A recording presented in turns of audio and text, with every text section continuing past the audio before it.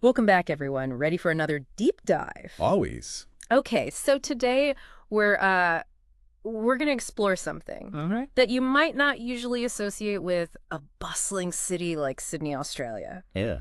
It's the concept of country for Aboriginal people Interesting. and how it all connects to Oh, yeah. belonging and listening. We'll be looking at a 2017 research paper Okay. by Neil Harrison and Rebecca McLean. It's Wow. called Getting Yourself Out of the Way: Aboriginal People Listening and Belonging in the City. I like that title. Yeah, and it really flips the script on where we typically imagine Yeah. Aboriginal culture thriving, It's interesting, isn't it? Yeah. We often picture these vast landscapes Right. when we think about Aboriginal culture. Hmm. But this paper, it shines a light on a different reality. Okay. You might be surprised to know Yeah? that the majority of Indigenous Australians, over three-quarters actually, live in urban areas, Wow. like Sydney. That's a really good point. And there are, over 52,000 Indigenous people living in Sydney? That's right. So how do they experience country in that kind of urban environment? That's what I'm really curious about. Well, this research suggests Okay. that for Aboriginal people in Sydney, country, Yeah. it isn't just a place. Mm-hmm. It's a living source of identity and belonging. So it's woven into the fabric of their being. Exactly. Even amidst all the hustle and bustle Right. of the city. It's not just about the physical land then. Exactly. Hmm. Country is about so much more than just that. Okay. It's this complex web of relationships encompassing not just belonging, Mm. but also identity Yeah. and a deep spiritual connection. Wow. And the paper shares some pretty incredible stories It that does. really bring this to life. Yeah. There's one about Yeah. Auntie Edna, a Wiradjuri woman, Right. that I found particularly striking. She talks about feeling physically ill Oh, wow. when she first knowingly stepped onto her ancestral land. It was like this visceral reaction, like this overwhelming wave of belonging Right. just washing over her. That's such a powerful example Yeah. of how country isn't just some abstract concept. Uh, It's this deeply felt reality with tangible effects on well-being. You can almost feel yeah. Auntie Edna's connection to the land Yeah. through her story. It's almost like country is calling to her. But the paper also talks about the Yeah. experiences of younger generations Yeah. who might not have grown up on their ancestral lands. What happens then? That's where things get a bit Uh, more complicated. The researchers express concern okay. that this disconnection Yeah. from country Uh-huh. can lead to feelings of alienation Right. and really impact well-being. So how do we It's a big question. make sure those connections aren't lost? Yeah. Is it even possible It's tough. to foster that same sense of belonging if you haven't grown up Right. immersed in your country? The researchers suggest Okay. that country Mm. itself Mm-hmm. can be a powerful teacher, even in an urban setting. You mean like learning about the history of the land and Yeah. the people who lived there before? It's more than just knowledge acquisition. Okay. It's about developing a deeper understanding, Mm, almost a kinship with the land. I see. Country can teach values like humility, Right. respect, patience, and trust. I love how Auntie Fran puts it in the paper. Oh, yeah. She says, country teaches us through direct experience, Mhm. like learning to avoid slippery rocks. It's about listening to the warnings and wisdom embedded in Right. the environment. It's about being present, Yes. being receptive to those subtle cues and teachings right. that country offers. Yeah. But as the paper points out, Mm-hmm. truly listening is a skill, almost an art. Definitely. It requires us to silence our internal dialogue Mm-hmm. and really open ourselves up Right. to what we're hearing. It's funny you should say that, because it reminds me of this quote from Ben Okri, Okay. the Booker Prize winner. Yeah. He described listening as profound attentiveness. I like that. It's about hearing not just what's being said, but also what's left unsaid. Right. And not just by people, but by the world around us. Exactly. The world is constantly speaking to us, Right. but are we truly listening?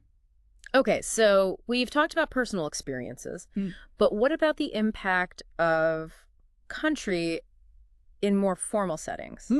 Good question. How does this connection play out Yeah. in places like universities, for example? That's where we start to see Mm-hmm. the complexities Yeah. of navigating identity and belonging Right. within institutions. Uh-huh. And the researchers explore this Okay. through the contrasting experiences I'm interested. of two Aboriginal university students, Okay. Emily and Tracy. So what were their experiences like? Well, Emily, driven to succeed, felt she needed to be selfish to thrive in the individualistic nature of academic culture. Right. But for Tracy, Yeah. it was the opposite.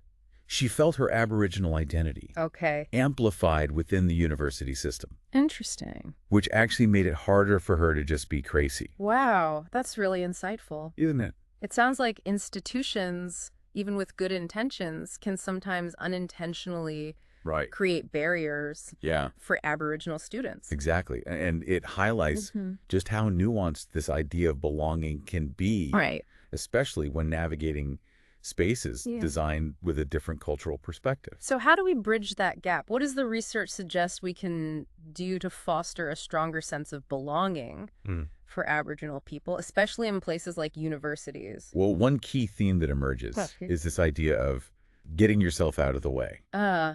That phrase. It seems to be at the heart Right. of this whole paper. What exactly does it mean? It's about approaching Aboriginal communities and individuals with humility and a genuine willingness to learn. Instead of coming in with preconceived notions or Right. trying to fit their experiences Exactly. into our existing framework. Precisely. It's about creating space Yeah. for Aboriginal voices to be heard on their own terms. Right. And that starts with listening. And not just listening to respond, but listening to understand Yes. and really starting to see how crucial that is. But I'm also curious Yeah. about how this idea of listening plays out in everyday life beyond institutions. The paper mentions a story about a man named Cedric Right. and his encounter with his totem, a goanna. Oh, interesting. Can you tell us about that? Of course. This story really speaks to the interconnectedness of everything in Aboriginal culture. Let me set the scene for you. Cedric was walking Okay. in the Royal National Park, which is on Bundjalung country, Right. and he heard these cockatoos making a real racket, which he knew meant something was up. Okay. And then he spots a goanna, Uh-huh. his totem, and it's acting strangely. Like it was trying to warn him about something. Exactly. Yeah. Cedric felt this Yeah. deep connection with the goanna, Okay. an intuition that it was trying to communicate with him. Right. So he followed it, Mm-hmm. and guess what he found? I'm on the edge of my seat. What was it? A venomous, red-bellied black snake Oh, wow. just lurking there. Wow. It's like country was speaking to him, Aye. protecting him through the goanna. It really is. It really highlights the power of listening to those subtle cues and signs. It speaks to this worldview where everything is interconnected. Yeah.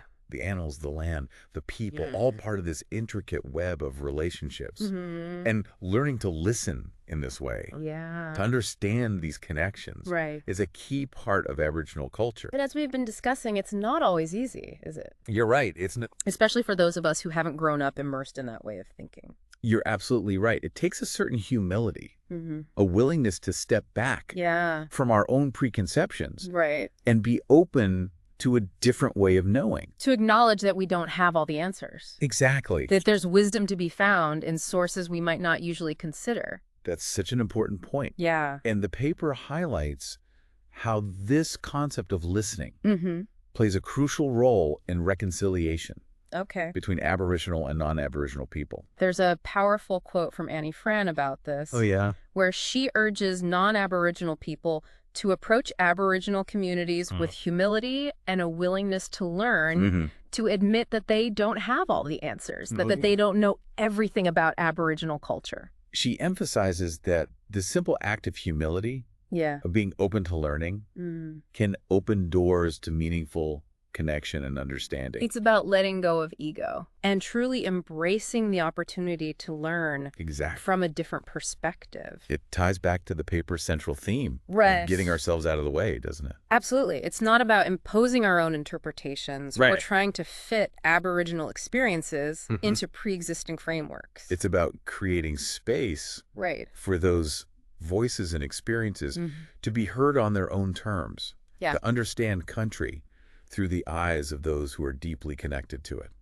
So as we're reflecting on all of this, what would you say are the key takeaways Well, from this deep dive into country? What really stands out to you?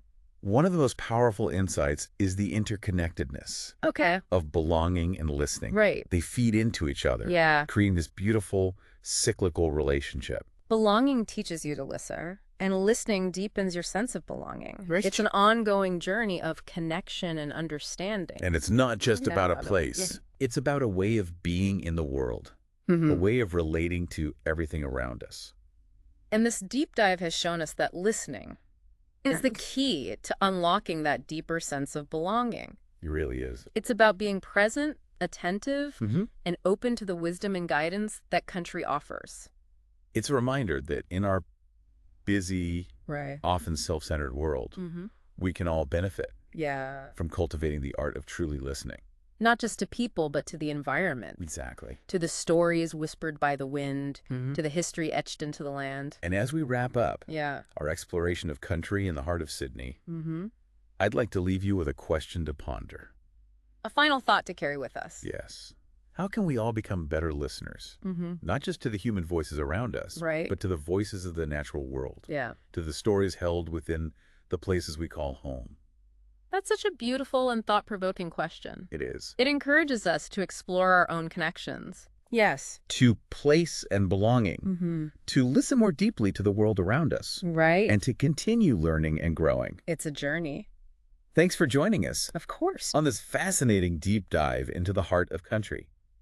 It really makes you think about how we define belonging, doesn't it? It does. It's not just about physical location. Right. It's about a sense of connection and understanding that goes so much deeper. Absolutely. And this deep dive has really highlighted how listening is essential to cultivating that deeper sense of belonging. Whether it's listening to the stories of elders, Right. or paying attention to those subtle cues of the natural world, Yes. or simply being open to different perspectives. It all comes down to listening. Listening is the key. It is. That unlocks a richer understanding of ourselves and the world around us. I'm thinking back to Auntie Fran's story Mm-hmm. and how being removed from her country Yeah. impacted her so profoundly. Right. It really underscores the importance of recognizing and respecting. Those deep connections that Aboriginal people have Yeah. to their ancestral lands. It's about acknowledging the ongoing impact of colonization Yes. and understanding that true reconciliation requires a genuine effort It does. to listen and learn from Aboriginal voices and perspectives. And getting ourselves out of the way, Right. as the paper emphasizes, is a crucial part of that process. It's about approaching those conversations with humility, Yes. curiosity, and a willingness to challenge our own assumptions. It's about recognizing that we don't have all the answers Right. and that there's immense wisdom to be gained Yeah. from listening to those who have a different understanding of the world. This deep dive has been such a fascinating journey, It has. and it's left me with a renewed appreciation for the power of listening. Me too. Not just as a way to gather information, Right. but as a way to connect, to empathize, Yes. and to build bridges of understanding. It's a skill we can all cultivate in our daily lives. Absolutely. Whether we're interacting with loved ones, Mhm. colleagues, or even strangers, Yeah, approaching each interaction with a genuine desire to listen right. can transform the way we relate to one another. And who knows? Yeah. Maybe by listening more deeply to the world around us, we might even discover a deeper sense of belonging within ourselves. That's beautiful. Thanks for joining us on this incredible journey into the heart of country. It's been a pleasure. We hope it's inspired you to listen more attentively to the world around you Yes. and to explore your own connections to place and belonging.